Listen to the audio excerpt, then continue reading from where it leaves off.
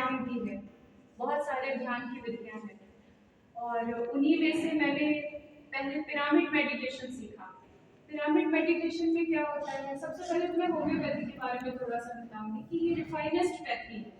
Homeopathy में मन, शरीर और आत्मा, इन तीनों के बारे में हम पढ़ते हैं। ट्रिनिटी ऑफ लाइफ मतलब कि माइंड, बॉडी एंड सोल।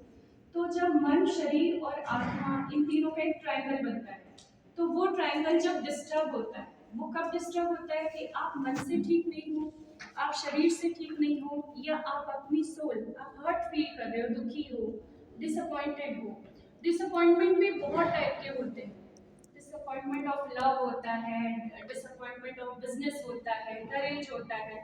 तो कई तरीके के डिसअपॉइंटमेंट जब किसी की भी पर्सनैलिटी में इकट्ठे होने लगते हैं, तो वहां से क्या शुरू होता है कि मेंटल डिरेंजमेंट होता है, मन डिस्टर्ब हो जाता है।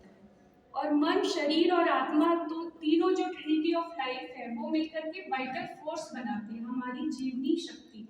तो जो हमारे अंदर जो जीवनी शक्ति है, उसी की वजह से हम हैं, वो निकल जाती है तो हम मर जाते हैं। तो वो जो एक जीवनी शक्ति है, वो इतनी सूक्ष्म है कि वो हमें दिखाई नहीं देती।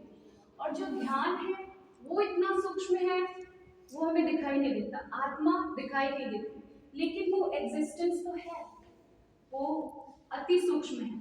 तो ध्यान जो है, जैसे हम खाना खाते हैं तो बॉडी के न्यूट्रिशन मिलता है, ऐसे हमारी जो सोल है, हमारी जो आत्मा है, जो मन है, उसका न्यूट्रिशन हमें मिलता है ध्यान से और ज्ञान से, अच्छी किताबें पढ़ने से। तो ज्ञान, ध्यान और इत्मीनान, ये तीनों जीवन में रहना बेहद जरूरी है। ये तीनों मिलके बनता है आत्मविश्वास।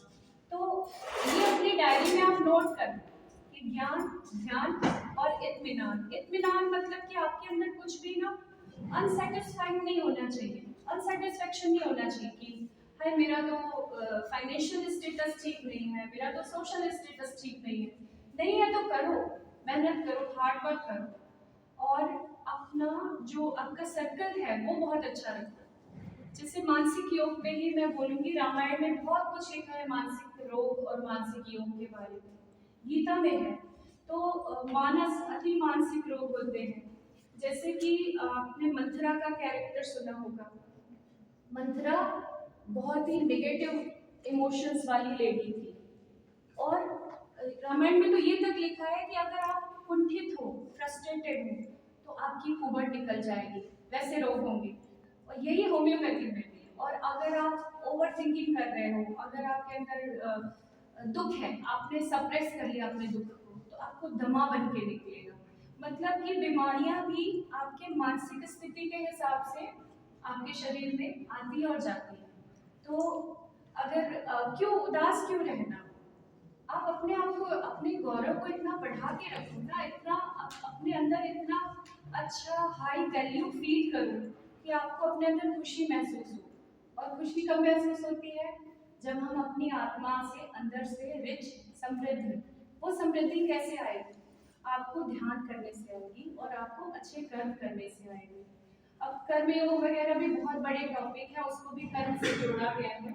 तो जैसे एक छोटी सी स्टोरी है, याद आ गई तो मैं आपको बताती हूँ कि एक पुराने समय में स्वयंवर होता था। स्वामी विवेकानंद जी की किताब है कर्मयोग। तो स्वयंवर में एक राजकुमारी को स्वयंवर मतलब कि सेल्फ उसको चुनने की आजादी होती थी राजकुमारी को। और वहां पे संत आया हुआ था, राजकुमारी को पसंद आ गया, उसने माला डालने के लिए वो दौड़ी कि मैं इसी से शादी करूंगी। और वो साधु संत थे, उनको मतलब नहीं गृहस्थ से, तो वो चले गए, वो भागे, उनके पीछे राजकुमारी भागी, राजकुमारी के पीछे राजगुरु भागे, उन दोनों को समझाने के लिए। तो क्या हुआ, उन लोग जाते जाते जंगल में चले गए और एक पेड़ के नीचे बैठ गए थक के। रात हो गई, आग जलाई। तो रात ऊपर पेड़ पे बर्ड बैठी थी, गौरैया अपने परिवार के साथ, चिड़िया बैठी हुई। कर्मयोग बताओ